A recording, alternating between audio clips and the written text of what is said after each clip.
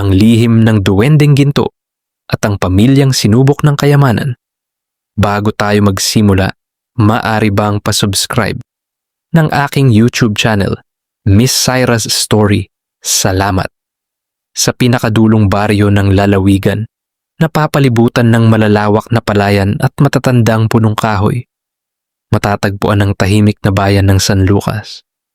Kapag sumasapit ang dapit hapon, tila humihinto ang oras sa bayang ito. Ang hangin ay may dalang bango ng niyog, lupa at malamig na hamog, at ang katahimikan ay parang may ibinubulong na lihim sa sino mang handang makinig. Sabi ng matatanda, ang lupa sa San Lucas ay may buhay. Nakikita ang kabutihan at kasakiman ng tao. At paminsan-minsan, kapag nakakita ito ng tao na marunong magpakumbaba, ibinubukas nito ang mga lihim na matagal nang nakabaon. Dito naninirahan ang pamilyang Reyes. Ang kanilang kubo ay payak, gawa sa pinagtagpi-tagping kahoy at tiyero. Kapag umuulan, tumutulo ang bubong, ngunit puno ito ng tawanan at pagmamahalan. Sina Mang Isko, Aling Nena, at ang kanilang anak na si Berto ay kilala sa baryo bilang mahihirap, ngunit may mabuting puso. Kahit walang masyadong pagkain, palaging may handa silang ibahagi sa mga nangangailangan.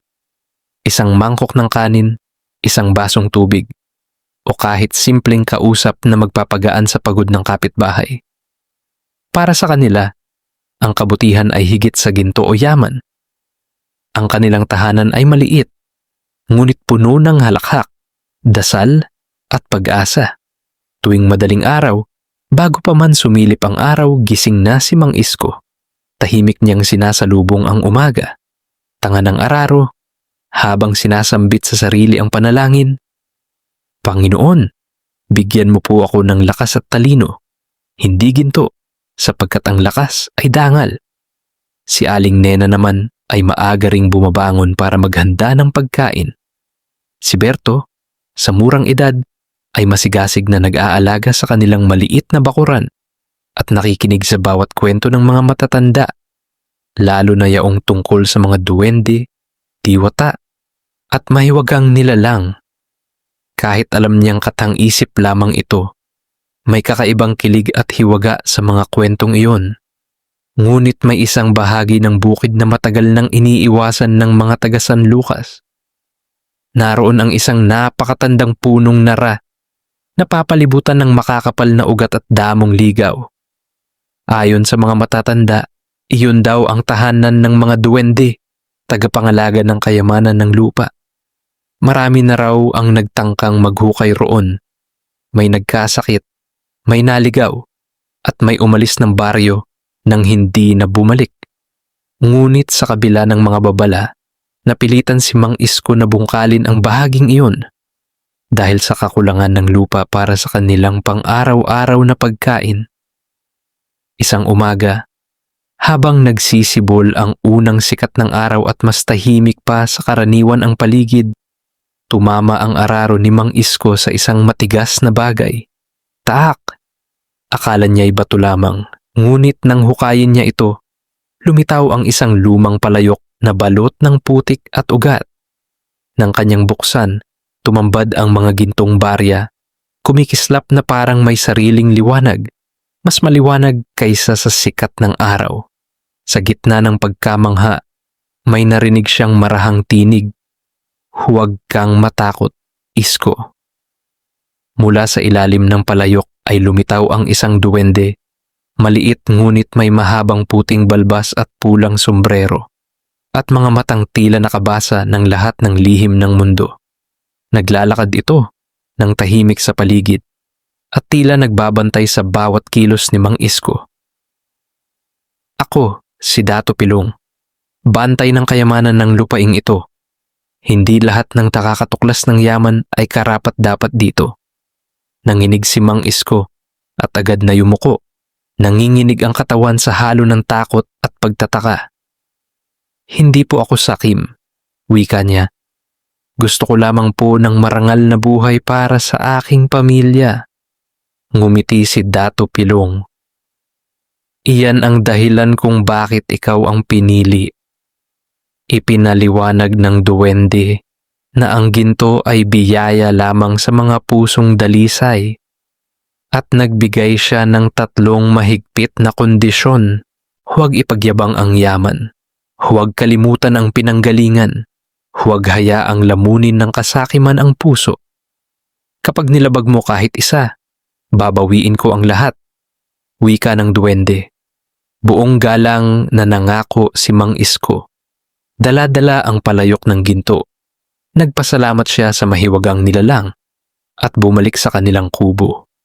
Hindi naglaon, napansin ng buong baryo ang pagbabago sa pamilya Reyes. Ang kanilang payak na kubo ay naging matibay at maayos na bahay. Nakapag-aral si Berto sa magandang paaralan sa bayan.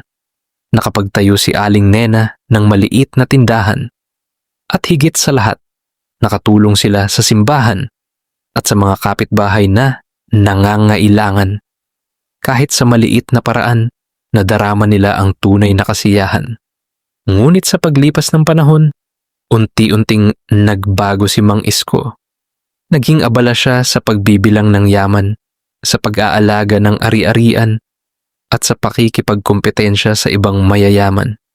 Hindi na siya bumabalik sa bukid, hindi na siya nakikinig kay Aling Nena, at hindi na niya pinapansin ang payo ni Berto. Hindi na tayo katulad nila, wika niya minsan. Mas mataas na tayo ngayon. Nalungkot si Aling Nena, ngunit nanahimik. Si Berto naman ay nakaramdam ng kakaibang pangamba.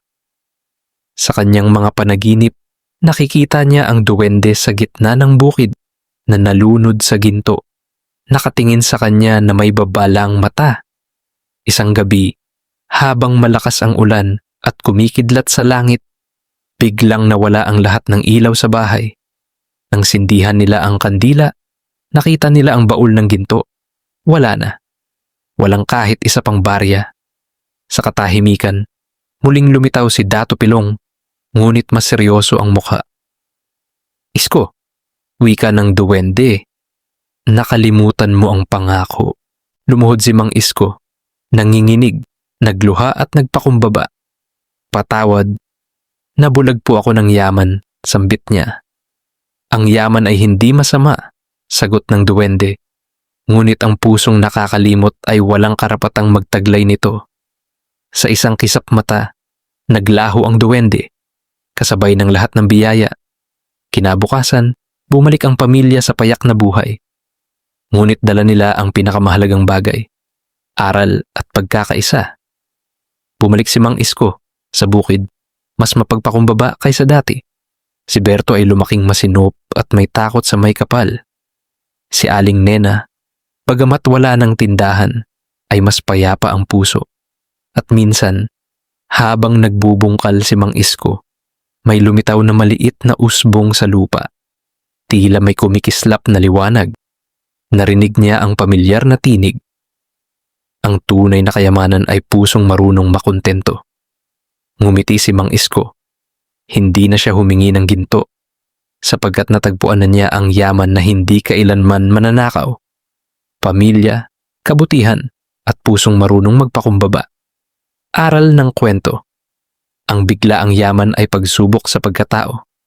Ang tunay na kayamanan ay kabutihan, pamilya, at konsensya. Salamat sa pakikinig, mag-subscribe ka na para laging kang updated sa mga bagong videos ko.